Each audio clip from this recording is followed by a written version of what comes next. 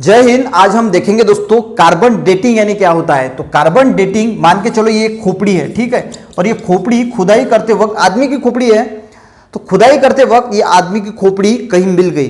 तो ये लोगों को अब ये पता करना है कि ये खोपड़ी जो है वो कितने साल पुरानी है, 1000 साल पुरानी है, 100 साल पुरानी है, या 2000 साल पुरानी है, या 20,000 साल पुरानी है। तो ये जो इसका एज जो है वो जो हम डिटरमाइन कर रहे हैं उसको ही हम जो है वो कार्बन डेटिंग कहते हैं।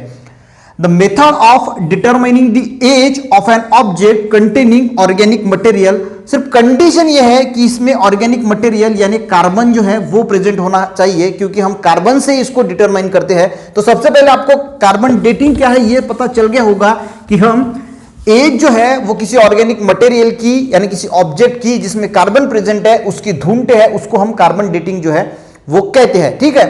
अब दूसरी चीज आती है कार्बन, ठीक है। अब कार्बन के अगर मैं आइसोटोप्स की बात करूं तो 15 अलग अलग प्रकार के आइसोटोप जो है वो कार्बन के हैं, यानी कार्बन 8 से लेके कार्बन 22 तक जो है वो कार्बन के अलग अलग आइसोटोप्स है। अब इसमें हमारे काम के जो आइसोटोप्स है वो है कार्बन 12 और एक है कार्बन 40। अब इसमें ये जो दो आइसोटोप्स है कार्बन के, देखिए ये वाला एक हो गया, ये वाला दूसरा हो गया। तो ये जो कार्बन 40 है ये रेडियो एक्टिव आइसोटोप्स है, ठीक है। रेडियो आइसोटोप्स हम इसको कहते हैं, रेडियो आइसोटोप्स, और ये होता है हम स्टेबल आइसोटोप्स, ठीक है। अब ये जो C14 जो कार्बन का आइसोटोप्स है ये रेडियो एक्टिव होता है, यानी ये इसका रेडियो एक्टिव डीके होता है, इसका डिकम्पोजिशन होता है, ये धीमे धीमे जो है वो कम होता जाता है। जब कोई चीज है जो मरी हुई चीज है उसमें अगर हम देखेंगे तो ये धीरे धीरे कम होगा, पर वो इसमें स्टेबल होगा, ये बिल्कुल भी कम नहीं होगा। अब ये जो आइसोटोप्स है ये फॉर्म होता कैसे है, तो जो एटमॉस्फेरिक नाइट्रोजन है, ठीक है, एटमॉस्फेरिक नाइट्रोजन पे कॉस्मिक रेडिएशन जो है सन के गिरते हैं, कॉस्मिक न्यूट्रॉन्स गिरते हैं, और इसकी वजह से फॉर्म होता है ये वाला जो कार्बन 40 है, ये फॉर्म हो जाता है और फॉर्म होता है एक प्रोटॉन, ठीक है। तो इस प्रकार ये एटमॉस्फेरिक नाइट्रोजन से ये फॉर्म हो गया। अब ये जो फॉर्म होता है ये ट्रेस अमाउंट में फॉर्म होता है, ट्रेस यानी बहुत कम अमाउंट में जो है वो फॉर्म होता है। यहां तक आपको समझ में आ गया कि ये जो दो आइसोटोप्स है ये वाला कार्बन 12 है और ये वाला कार्बन 14 का जो आइसोटोप्स है ये एटमॉस्फेरिक नाइट्रोजन से फॉर्म हुआ, उसमें कॉस्मिक रेडिएशन जो गिरे और ये वाला फॉर्म हो गया। अब एटमॉस्फेयर में ये दोनों के दोनों जो है वो प्रेजेंट है, कार्बन 12 वाला भी प्रेजेंट है, कार्बन 40 वाला भी प्रेजेंट है। अब ये भी और ये भी ऑक्सीजन के साथ जो है वो कंबाइन होके यहाँ पे CO2 बना लेता है, और ये भी यहाँ पे CO2 बना लेता है। ये CO2 का वाला है कार्बन 12 आइसोटोप्स वाला, और ये है कार्बन 40 आइसोटोप्स वाला, ठीक है। अब ये CO2 जो है वो बन गए। अब CO2 आपको पता है कि जो प्लांट्स होते हैं ये वाले प्लांट्स है, ठीक है। अब प्लांट्स को जब फोटोसिंथेसिस करते हैं तो कार्बन डाइऑक्साइड की जरूरत होती है, तो ये भी वाला कार्बन डाइऑक्साइड ले लेता है प्लांट, और ये भी वाला कार्बन डाइऑक्साइड जो है वो प्लांट एब्जॉर्ब कर लेता है। अब ये प्लांट ने एब्जॉर्ब कर दिया तो ये वाला कार्बन जो है और ये वाला कार्बन जो है, कार्बन 40 और कार्बन 12 दोनों के दोनों जो है प्लांट के अंदर चले गए। अब इसको प्लांट्स को खाते हैं एनिमल्स, ठीक है। तो एनिमल्स ने अगर खाया तो कार्बन 12 भी एनिमल्स के अंदर चला गया और कार्बन 40 भी जो है वो एनिमल्स के अंदर जो है वो चला गया। अब कार्बन 40 भी प्रेजेंट है एनिमल्स में भी और कार्बन 12 भी प्लांट्स एनिमल्स में दोनों के दोनों प्रेजेंट है।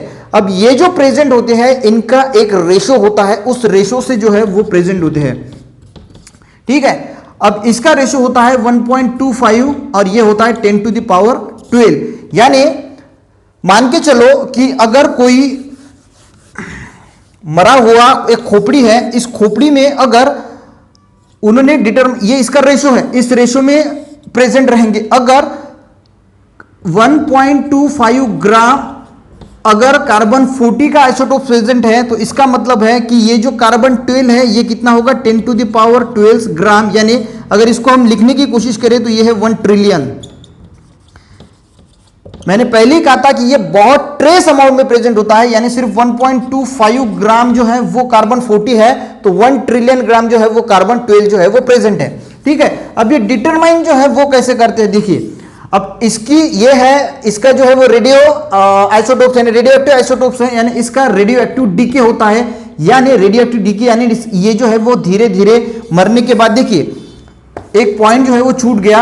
अब ये एनिमल्स है, अब एनिमल्स में जो है वो कार्बन 12 भी प्रेजेंट है और कार्बन 40 भी जो है वो प्रेजेंट है। जैसे दोस्तों ये मर जाते हैं, मरने के बाद जो कार्बन का एक्सचेंज है एनवायरमेंट के साथ वो खत्म हो जाता है, कार्बन आता भी नहीं है और जाता भी नहीं है, तो ये जो है इसका परसेंटेज मरने के बाद किसी खोपड़ी में उतना ही रहेगा, ठीक है, उतना ही रहेगा, प्लांट में भी उतना ही रहेगा, पर इसका परसेंटेज जो है वो डे बाय डे कम होता जाएगा क्योंकि इसका रेडियो एक्टिव डीके होता है। इसका जो हाफ लाइफ पीरियड है, जिसको हम हाफ लाइफ पीरियड कहते हैं, हाफ लाइफ पीरियड यानी अगर कार्बन 42 ग्राम है, मान के चलो एग्जांपल के तौर पे मैं बता रहा हूं कि ये अगर 2 ग्राम है तो 5730 जो है वो ईयर्स, यानी ये इसका हाफ लाइफ पीरियड है, किसका, इस कार्बन का ये 5730 ईयर हाफ लाइफ पीरियड है, यानी ये 2 ग्राम का इतने साल में 1 ग्राम जो है वो हो जाएगा। या तो समझ में आ गया कि ये कार्बन 40 का हाफ लाइफ पीरियड है 5730, यानी ये 2 ग्राम था तो 2 इतने साल में ये बन जाएगा 1 ग्राम का, ठीक है। अब मरी हुई एक खोपड़ी है, अब ये मरी हुई खोपड़ी है, ठीक है, इसमें कार्बन 12 भी है और कार्बन 40 भी है।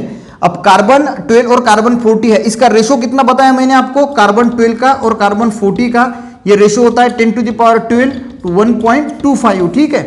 अब ये डिटरमाइन कैसे करते हैं, बहुत सारे फॉर्मूलेज इसमें होते हैं, जो फॉर्मूलेज में हम वैल्यूज पुटअप करते हैं, पर हम एक रफली देखेंगे कि इसको डिटरमाइन कैसे करते हैं। तो अब ये जो खोपड़ी है वो खोपड़ी इन्होंने ले ली, अब इनको यहां पे नजर आया कि यार इसमें जो कार्बन 12 है ये इतना ट्रिलियन प्रेजेंट है, ठीक है। अब ये खोपड़ी जो थी, एक आदमी की खोपड़ी ली एग्जांपल पे तौर पर, और उन्होंने साइंटिस्ट ने ढूंढा कि कार्बन 12 जो आइसोटोप्स है ये इसमें कितना प्रेजेंट है, तो ये दिखा इनको कि 10⁻12 ट्रिलियन जो है वो प्रेजेंट है, यानी इतना प्रेजेंट है। तो वो फिर अनुमान लगाएंगे कि यार यहाँ पे जो कार्बन 40 है ये प्रेजेंट होना चाहिए 1.25 ग्राम, ठीक है, ये यहाँ पे इतना प्रेजेंट होना चाहिए, ठीक है, ये इतना प्रेजेंट होना चाहिए कि इसका रेशो है, पर उनको इसको अगर मैं 2 से, ठीक है, देखिए उन्होंने इस खोपड़ी को डिटरमाइन किया, इस खोपड़ी में डिटरमाइन किया कार्बन 12, तो उनको दिखा कि यार कार्बन 12 तो 10⁻12 ट्रिलियन प्रेजेंट है, इसका मतलब है कि कार्बन 40 जो है वो इतना प्रेजेंट होना चाहिए। अब वो इतना प्रेजेंट नहीं है, उनको जब उन्होंने कार्बन 40 जो है वो जब डिटरमाइन किया तो उनको दिखा कि यार ये जो है वो 0.625 ग्राम ही मिला, इसका मतलब ये इतना प्रेजेंट होना चाहिए था पर वो इसका आधा है, तो इसका मतलब इसका हाफ लाइफ पीरियड कितना है 5730 ईयर, इसमें ये आधा हो जाता है। तो ये जो खोपड़ी है ये 5730 ईयर की पहले की खोपड़ी है, यानी ये कितनी पुरानी खोपड़ी है, ये जो इंसान मिला है ये 5730 ईयर पुराने इंसान की खोपड़ी है। तो ये कैलकुलेट करके फिर ये जो रेशो है ये कैलकुलेट करके हम ये पता लगा सकते हैं, क्योंकि ये तो रेडियो एक्टिव आइसोटोप होने की वजह से धीरे धीरे कम होता जाएगा, तो ये अगर हाफ है तो पता लगाएंगे कि यार ये इतनी ईयर्स का है। अगर मान के चलो कि ये जो है वो 2 ट्रिलियन है, यहां पे इनको दिखा कि ये जो कार्बन है ये 2 ट्रिलियन है, तो ये यहां पे कितना होना चाहिए 2.5 ग्राम, तो ये इस हिसाब से फिर इनको अगर मालूम गिरा कि यार ये जो है वो 2 ट्रिलियन जो है, तो ये यहाँ पे 2.5 ग्राम जो है वो होना चाहिए, और अभी इसकी मात्रा जो है वो 1.25 है, तो ये इसका हाफ लाइफ है तो इतने ईयर है, और अगर इसका भी 0.625 है तो इसके डबल ओवर ईयर हम करते हैं तो इतने साल जो है वो उसे हो चुके हैं, तो उतनी साल पुरानी खोपड़ी है। तो इस रेशो के हिसाब से ये कार्बन कितना है और ये फिर कितना होना चाहिए और अभी कितना है, उस हिसाब से ये कैलकुलेट करते हैं कि ये जो है खोपड़ी है, प्लांट्स का कोई अवशेष है, बोन है, तो वो कितना पुराना है, वो कार्बन डेटिंग में जो है वो डिटरमाइन करते हैं। तो ये क्या है, method of determine the age of object. तो हम क्या डिटरमाइन कर रहे हैं, उसकी एज यानी वो कितना पुराना है किसी ऑब्जेक्ट का कंटेनिंग ऑर्गेनिक मटेरियल, तो उसके ऑर्गेनिक मटेरियल जो है वो उसमें प्रेजेंट होना चाहिए, यानी कार्बन कंपाउंड। तो आशा करता हूं दोस्तों कार्बन डेटिंग जो है वो आपको समझ में आया होगा। मिलते हैं नेक्स्ट वीडियो में, तब तक के लिए जय हिंद।